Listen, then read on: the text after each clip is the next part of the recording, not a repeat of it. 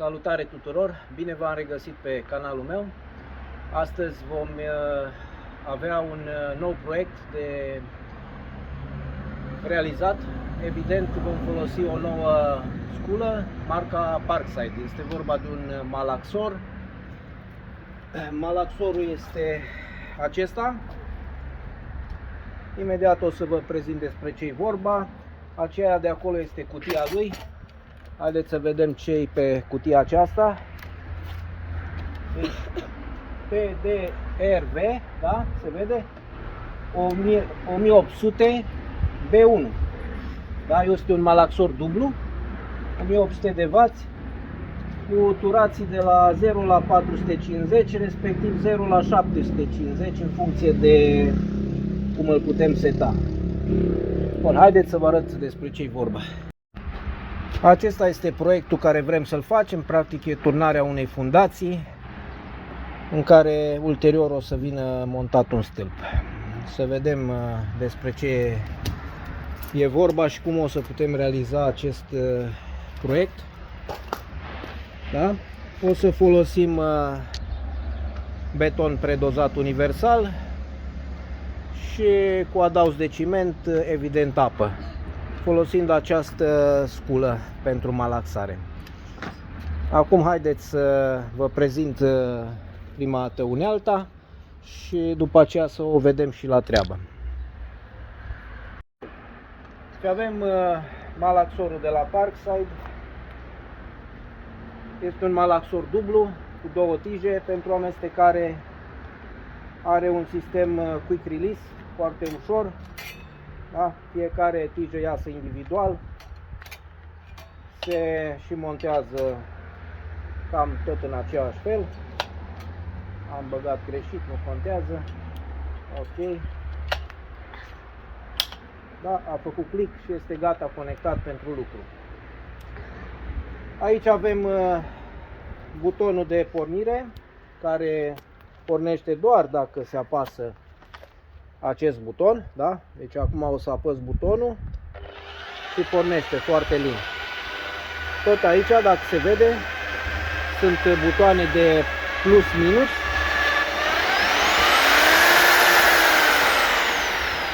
Da? Pentru a atinge turația de care spuneam mai devreme, care bineînțeles de aici o putem schimba. Folosim turația numărul 2 sau numărul 1. Eu o să o folosesc pe numărul 1 pentru a avea și mai multă putere. Un malaxor relativ ușor de folosit, aș spune. Eu am făcut deja, l-am folosit mai de mult, n-am apucat să fac o recenzie pentru el. Ok, haideți să vedem ce știe să facă. Deci vom folosi, cum am spus,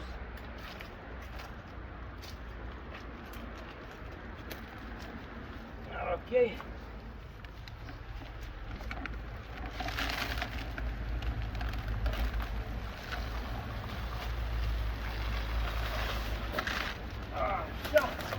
Am făcut un pic de praf.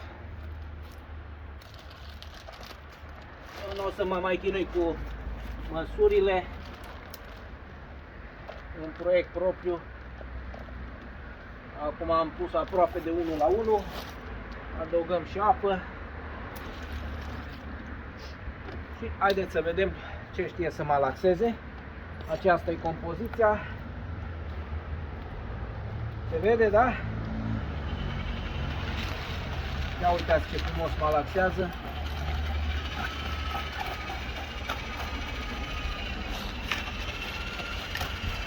Nu știu dacă se vede pe filmare conținutul. Dăm un pic de turație.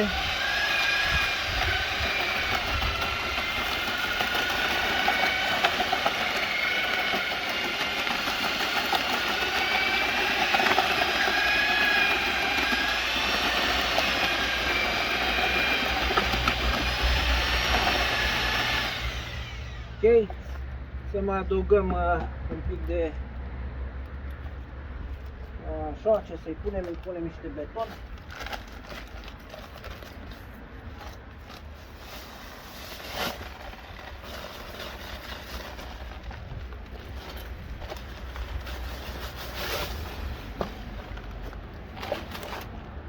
un pic de ciment.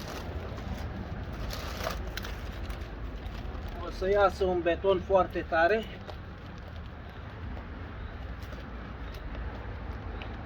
Bun. Îi dăm și un pic de apă. Ok. Ia să vedem noi dacă mai știe să malaxeze. Acum e o găleată plină. Intră chiar foarte ușor.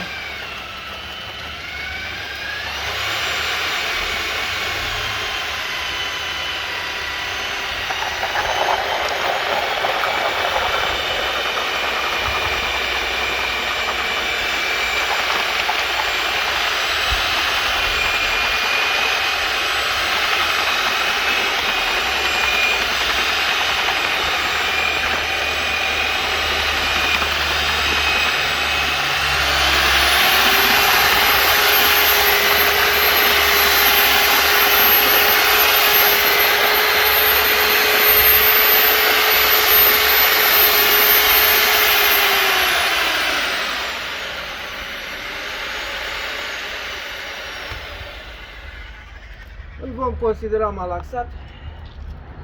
Evident, o să mergem să-l turnăm în groapă. Ne vedem după ce realizăm proiectul, să vă arăt rezultatul. Iată că proiectul a luat sfârșit. Scula este una bună, una reușită de la Parkside. Eu sunt mulțumit de ea, vă recomand. Deci PDRW 1800 B1 și-a făcut treaba. Acum, sigur, va trebui curățată. Am pus niște apă în găleată, se curăță singură. Ok, ce nu se mai curăță, o să curăț manual. Vom scoate cele două tije, rămânem cu motorul și se curăță manual. Astea o să mă ocup eu de ele un pic mai încolo, să vă arăt și ce am realizat. Aceasta este realizarea.